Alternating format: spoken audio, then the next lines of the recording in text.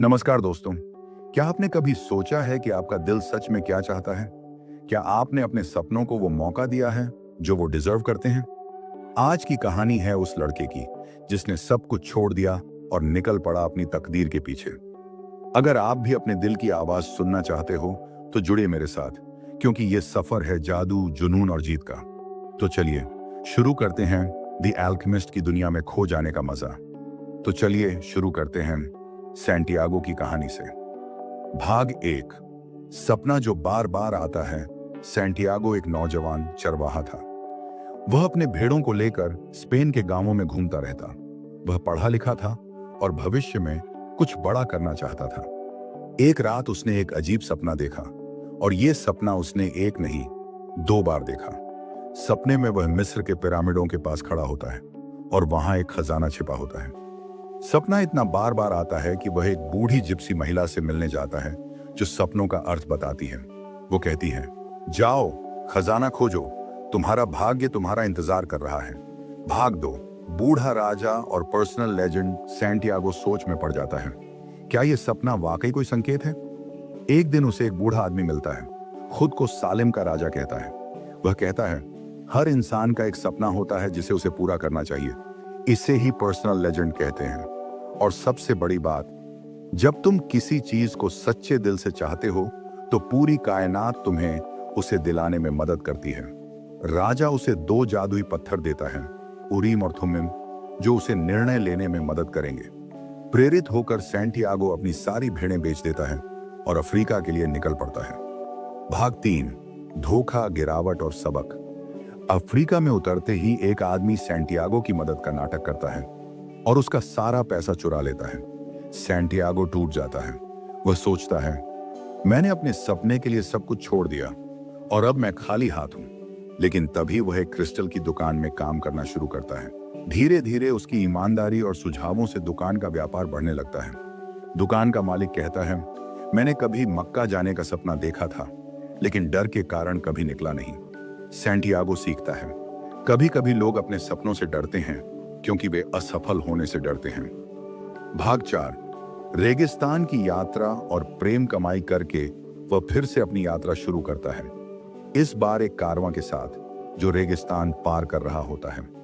इस यात्रा में वह एक अंग्रेज से मिलता है जो अल्केमिस्ट की तलाश में है, एक ऐसा ज्ञानी जो धातु को सोने में बदल सकता है। एक दिन कारवां एक सुंदर ओएसिस में रुकता है जहां सैंटियागो की मुलाकात होती है फातिमा नाम की लड़की से। पहली ही नजर में वह सैंटियागो को बहुत भा जाती है। वो सोचता है, क्या प्रेम मेरे सपनों से ज्यादा जरूरी है? फातिमा कहती है, अगर तुम्हारा सपना सच्चा है तो मैं तुम्हारी राह नहीं रोकूंगी। मैं यहीं रहूंगी, तुम्हारे लौटने का इंतजार करूंगी। भाग पांच। अल्केमिस्ट और आत्मा की भाषा। सैंटियागो की मुलाकात होती है अल्केमिस्ट से, एक रहस्यमय, शक्तिशाली, ज्ञानी व्यक्ति से। अल्केमिस्ट उसे सिखाता है, खजाना जरूरी है, लेकिन उससे भी ज्यादा जरूरी है वह व्यक्ति जो तुम इस यात्रा में बनते हो। वह बताता है, दुनिया एक आत्मा है और जब तुम दिल से सुनते हो तो सब कुछ स्पष्ट हो जाता है। सैंटियागो को सिखाया जाता है खुद पर विश्वास करना, प्रकृति की भाषा को समझना और डर से ऊपर उठना। भाग 6। अंतिम परीक्षा और खजाना। पिरामिडों के पास पहुंचते ही कुछ लुटेरे सैंटियागो को पकड़ लेते हैं और उसकी पिटाई करते हैं। वह कहता है, मैं यहां एक सपना पूरा करने आया हूं। लुटेरों में से एक हंसते हुए कहता है, अरे, मैंने भी एक सपना देखा था कि किसी पुराने गिरजाघर के नीचे खजाना है, लेकिन मैं इतना मूर्ख नहीं कि उसके पीछे भागूं। और यहीं पर सैंटियागो को समझ आता है, असली खजाना वहां है जहां से वह चला था, अपने गांव में, उसी पुराने गिरजाघर के नीचे। अंत। आत्म खोज ही सबसे बड़ा खजाना है। वह लौटता है, खुदाई करता है और उसे सच में वहां खजाना मिलता है, सोने के सिक्के, गहने, जवाहरात। लेकिन असली खजाना सिर्फ वह नहीं था। असल खजाना था उसका विश्वास, उसका धैर्य, उसका प्रेम और वो इंसान जो वह इस यात्रा में बन चुका था। जब तुम किसी चीज को दिल से चाहते हो तो पूरी कायनात तुम्हारी मदद करती है। डर हमें रोकता है, लेकिन आत्मा हमें रास्ता दिखाती है। असली प्रेम वो होता है जो तुम्हें उड़ने की आजादी दे। खजाना बाहर नहीं, आपके भीतर छुपा होता है। आउटरो, अंतिम संदेश। तो दोस्तों, ये थी द एल्केमिस्ट की कहानी, एक साधारण लड़के की असाधारण यात्रा।